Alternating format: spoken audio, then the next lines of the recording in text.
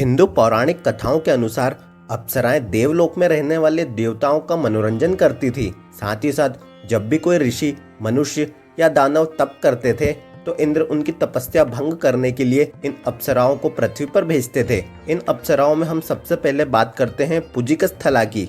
पुजीकस्थला अपने बाल्यकाल में अत्यंत सुंदर व चंचल स्वभाव की थी। एक दिन अपनी चंचलता में पुजीकस्थला ने एक ऋषि के साथ अभद्रता करी। क्रोधित होकर ऋषि ने उसे वानरी बनने का शाप दे दिया। बाद में ये अप्सरा वानरी अंजनी बनी और हनुमान जी को जन्म दिया। अब हम रंभा की बात करते हैं। रंभा अपने सौंदर्य के लिए तीनों लोकों में प्रसिद्ध थी। यह कुबेर के पुत्र नल कुबेर की पत्नी थी। रावण ने एक बार रंभा के साथ जोर जबरदस्ती करने का प्रयास किया, जिसके चलते रंभा ने रावण को शाप दिया कि जब भी तू तुझे न चाहने वाली स्त्री को कामुक दृष्टि से देखेगा या उसे स्पर्श करने का प्रयास करेगा तो तुझे तेरे प्राणों से हाथ धोना पड़ेगा। यही कारण है कि रावण ने सीता हरण के बाद सीता जी को छुआ तक नहीं था।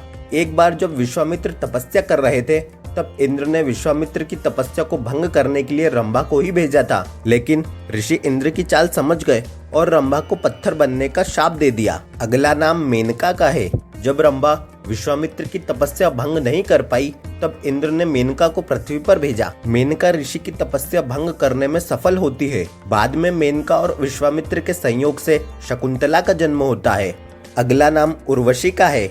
महाभारत में अर्जुन जब दिव्यास्त्र की खोज हेतु स्वर्ग जाते हैं तो वहां अर्जुन की भेंट उर्वशी से होती है। उर्वशी अर्जुन पर मोहित हो जाती है तथा अर्जुन को विवाह का प्रस्ताव देती है, परंतु अर्जुन इस प्रस्ताव को नकार देता है। क्रोधित होकर उर्वशी अर्जुन को 1 वर्ष तक किन्नर बनने का शाप दे देती है। अब हम तिलोत्तमा की बात करते हैं। स्वर्ग की परम सुंदर अप्सरा तिलोत्तमा की उत्पत्ति ब्रह्मा जी ने 2 असुरों का नाश करने हेतु की थी। सुंद व उपसुंद नामक 2 असुर ब्रह्मा जी से वरदान प्राप्त करते हैं कि उन्हें एक दूसरे के अलावा त्रिलोक में कोई और नहीं मार सके। इस वरदान को प्राप्त करते ही दोनों असुर भाई त्रिलोक में हाहाकार मचा देते हैं। अतः तिलोत्तमा इन दोनों असुरों के पास जाती है और दोनों को अपने मोह जाल में फंसाकर एक दूसरे में फूट डालती है। तिलोत्तमा को पाने की लालसा में दोनों भाई एक दूसरे से युद्ध करते हैं और अंत में दोनों एक दूसरे को मार देते हैं। तो दोस्तों, यह थी स्वर्ग में रहने वाली अप्सराओं की जानकारी।